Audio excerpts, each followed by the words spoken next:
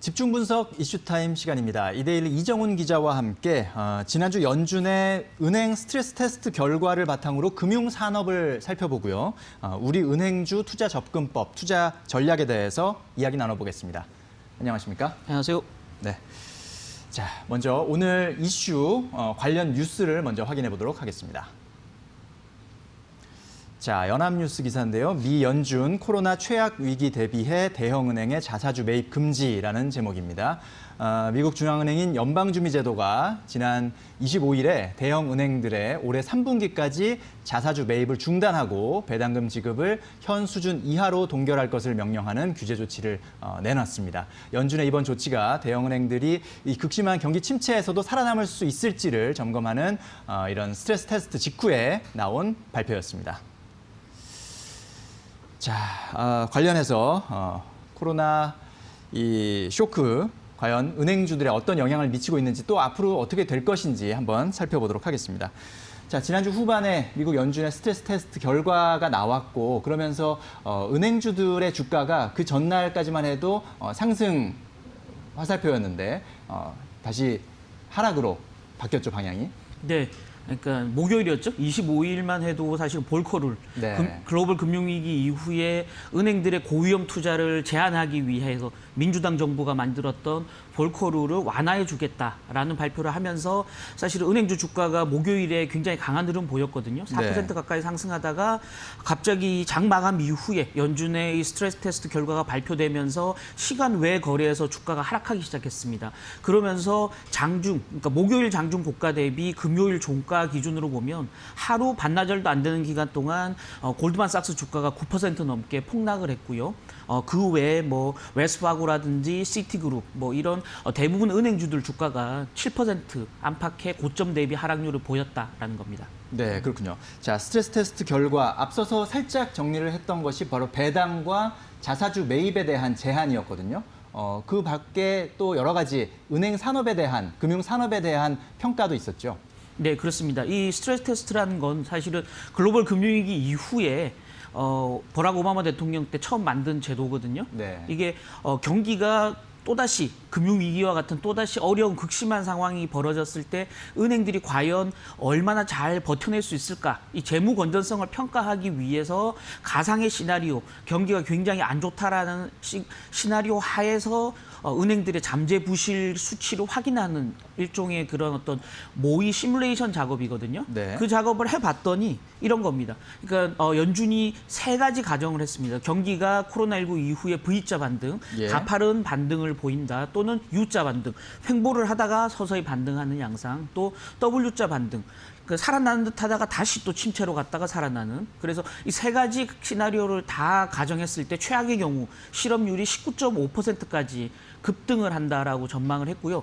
그런 시나리오 하에서 과연 미국 은행들이 얼마나 부실을 낼 것인가 확인해 봤더니 7천억 달러 정도. 우리 원화로 보면 840조 원이거든요. 네. 엄청난 돈이죠. 그렇죠. 이 정도의 은행 부실이 발생할 수 있다라는 거고요. 이러다 보니까 대부분 은행들은 좀 버티겠지만 꽤 많은 은행들, 또 일부 은행들은 이런 부실로 인해서 굉장히 위험 상황에 처할 것이다. 라는 게 이제 연준의 전망이었고요. 네. 그에 그에 따라서 아까 말씀드렸던 주주들에게 이익을 돌려주는 자사주 매입이라든지 배당 지급을 일정 부분 중단하라 또는 제한하라라는 명령을 내렸다라는 겁니다. 네, 그렇군요. 자, 실업률이 거의 20%까지 육박하게 될 경우 은행들이 최대 7천억 달러, 우리 돈으로 하면 840조 원에 달하는 그런 대출 손실을 볼 수 있다라는 것이 이제 연준의 스트레스 테스트 판단 결과인데 사실 뭐 이거는 그런 최악의 시나리오를 갔을 때 이런 손실이 추산된다는 것이 실제 아직까지 뭐 현실화된 손실은 아닌 거죠? 맞습니다, 맞습니다. 예. 다만 이제 이런 부분이 있어요. 지난 4월에 미국 실업률이 얼마였냐? 14.7%였거든요. 네. 지금 만만치 않은 숫자까지 올라와 그러네요. 있죠. 벌써 많이 올랐네요. 그렇죠. 5월에 약간 개선됐습니다. 13.3%고요. 지금 이제 다음 주에 발표될 6월 수치가 조금 더 개선될 걸로 예상은 되고 있습니다만은 네. 여전히 10%대 중반 가까이 실업률이 올라와 있는 상태거든요. 지금 또 마침 코로나19 사태에 2차 재유행 우려감도 굉장히 커지고 있고요. 특히 미국 내에서 경제활동 재개를 했던 상당 지역에서 다시 경제 봉쇄 조치를 조금씩 하고 있는 상태거든요. 그렇다 그러면 지금 14% 가까이 가 있는 실업률이 19.5%까지 가지 말라는 법이 사실 없다라는 거죠. 그래서 네. 이거는 가능성이지만 실제 실현 가능한 가능성이다라는 점에서 시장 내 우려감을 좀 주고 있는 부분이다라고 말씀드리면 될 것 같고요. 특히나 이제 연준이 이렇게 명령을 했습니다. 자사주 매입과 배당 지급을 제한하면서 동시에 이런 사태에 대비해서 지금 은행들이 자본력이 썩 좋지 않은 은행들이 꽤 있으니 네. 그 은행들이 모두 하반기 중에 향후에 위기에 대비해서 자본을 더 늘릴 수 있는 계획을 미리 만들어서 제출하라라고 명령을 했거든요. 그러다 보니까 골드만삭스라든지 웰스파고 이렇게 최근 들어서 이익이 좀 좋지 않았던 은행들이 추가로 증자를 하거나 다른 형태로 자금을 조달해서 이 자본을 늘리는 계획을 발표할 예정이고요. 그런 어떤 자본 확충 계획이 더 많으면 많은 은행일수록 지금 현재의 자본력이 취약하다는 거 보여주는 거거든요. 그래서 그 결과에 따라서 취약한 은행들의 그 민낯이 드러나는 부분들이 시장 내 굉장한 불안 요소로 작용할 수 있다라고 설명드리면 될 것 같습니다. 네, 그렇군요. 자, 미국의 고용 시장이 지난 5월에는 그래도 사실 조금 개선돼서 실업률도 조금 네. 낮아지긴 했습니다만 역시 최근에 다시 우려가 되는 게 코로나19의 재확산 우려. 그러면서 이게 절대 안심할 수 있는 수준이 아니다. 그렇다면 실업률이 20%까지 안 간다는 보장도 없는 거니까 네. 그렇다면 연준의 이 판단도 한번 유심히 살펴봐야 되겠다라는 생각인데 뭐 연준에서 이제 은행권한테 얘기한 게 자사주 매입 제한 그리고 배당 제한 뭐 이런 내용이잖아요. 네네. 네. 일단은 자사주 매입 같은 경우는 이미 은행들이 코로나19 사태로 어려워지니까 자발적으로 지난 3월부터 자사주 신규 취득을 사실은 중단해 왔었거든요. 그래서 연준의 이런 조치에 대해서 사실은 별로 타격을 입는 부분이 없다라고. 자사주 매입은 예. 이미 예.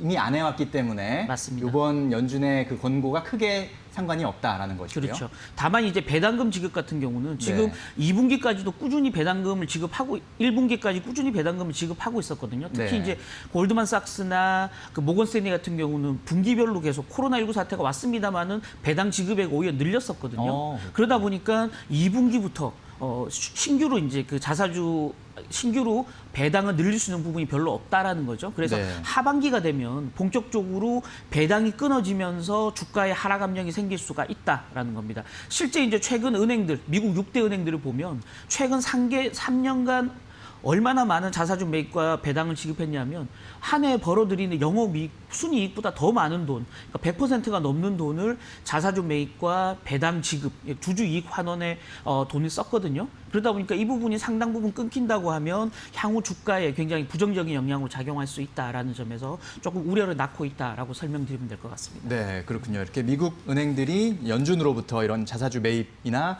배당의 제한 그런 이제 조치를 권고받았는데 국내 은행들도 역시 뭐 비슷한 그런 정책 변수에 좀 시달리고 있는 그런 상황이죠. 네, 맞습니다. 지난 1분기만 해도 사실은 국내 은행들 실적이 약간 선방했다라는 거 이 코너에서 한번 소개해 드렸었는데요. 네. 지금 최근 들어서 은성수 금융위원장이 향후에 9월쯤 되면 지금 6개월 상환 유예했던 중소기업이라든지 자영업자들에 대한 대출을 회수할 수도 있다라고 얘기하면서 사실은 시장 내에 좀 발등에 불이 떨어진 상태거든요. 예. 그러면서 은성수 위원장이 주문했던 부분들은 그에 따른 부실 우려가 있으니 지금 코로나19 사태로 인해서 어려움을 겪은 중소기업과 자영업자들이 9월에 만기 상환을 그러니까 그 대출 상환을 못할 수도 있으니 네. 은행들로부터 충당금을 많이 쌓아두라. 라고 지금 그 주문을 하고 있는 상태거든요. 은행이 부실에 대비해서 충당금을 미리 적립해 둔다는 말은 그만큼 이익이 발생하는 부분을 생산적인 부분에 못 쓰고 네. 비용으로 대손 충당금을 적립해야 된다는 얘기거든요. 그 말은 순이익 자체가 굉장히 떨어질 수 있는 요소가 된다라는 거죠. 가뜩이나 이제 지금 한국은행의 기준금리 인하의 여파가 2분기 은행 실적에 미칠 상황이었기 때문에 대손 충당금 확대까지 감안하면 2분기 은행들의 실적이 굉장히 쇼크 상황으로 갈 수도 있다라는 점 조금 우려스러운 부분이다라고 말씀드리면 될 것 같습니다. 네, 그렇군요. 자, 4월에 이제 코로나 대출을 대규모로 지원했던 것이 이제 곧 만기로 돌아오게 되는데 그런 상황에서 이 당국도 추가 연장 여부에 대해서 조금 고심을 할 것 같아요. 어떻습니까? 그렇죠. 그러니까 한편에서는 이걸 더 연장해줘야 된다라는 당위성이 분명히 존재하고요. 예. 또 한편으로는 사실은 은행들 입장이라든지 이걸 부실화할 수 있다라는 또는 일정 부분은 이런 대출을 악용할 수 있다라는 측면, 모럴 해저드까지 감안하면 네. 조기에 회수해야 된다라는 어떤 양쪽의 입장이 팽팽하게 맞서고 있는 상황이거든요. 다만 이제 미국 같은 경우는 연준 의장이 직접 나서서 의회에서 자영업자들이나 가게에 해준 대출들을 더 연장해야 된다라고 얘기를 하고 있는 상태이기 때문에 국내 금융당국 입장에서도 주판알을 굴리겠지만 만기 연장해줄 가능성이 조금씩은 있고요. 다만 만기가 연장되면 연장될수록 부실률이 더 높아질 수 있다라는 네. 점에서 향후 은행의 실적에 마이너스 요소가 충분히 될 수 있다라는 점 감안하셔야 될 것 같습니다. 그렇군요. 만기 연장 가능성이 있지만 그것이 또 은행에는 부담이 될 수 있다라는 네. 말씀. 자, 그렇다면 국내 은행주, 금융주에 대한 투자는 어떻겠습니까? 네, 일단은 아까 말씀드렸지만 대손 충당금 적립이라든지 또 배당 지급, 또 자사주 매입 이런 여러 가지 어떤 요소들이 정책 당국의 어떤 정책 결정에 따라서 언제든 바뀔 수 있다라는 점, 굉장히 취약한 은행의 어떤 한계를 보여주는 측면이다라는 거고요. 네. 그런 면에서 은행주의 밸류에이션 전체가 디스카운트 될 가능성이 충분히 있다라고 좀 설명드리면 될 것 같고요. 특히나 아까 말씀드렸듯이 2분기 은행 실적이 굉장히 좋지 않을 수 있다. 지금 이제 1분기에 그나마 좀 실적이 나빴던 하나금융지주, 하나은행 같은 경우 약간 좀 그 이익이 증가할 정도로 증가하는 수준으로 예상되고 있지만 그 외에 3개 은행들 같은 경우는 모조리 두 자릿수 이익 감소를 지금 전망하고 있거든요. 시장에서는. 예. 그렇게 본다 그러면 2분기 실적이 가장 암울할 수 있다라는 점에서 당분간 2분기 어닝 시즌 전까지 은행주 투자를 좀 보수적으로 할 필요가 있다. 다만 2분기가 가장 어둡기 때문에 2분기 이후에는 조금 이익 반등이 나타날 수 있다는 점에서 조금 길게 보고 저가 매수하는 전략도 바람직하지만 적극적인 매수는 조금 여전히 신중할 필요가 있다라는 점 다시 한번 강조드리고 싶습니다. 그렇군요. 자, 우리 은행들 2분기 실적이 그렇게 썩 좋게 예상되지 않는 상황, 이런 점들을 잘 또 유념을 하셔야 될 것 같습니다. 네, 말씀 잘 들었습니다. 감사합니다.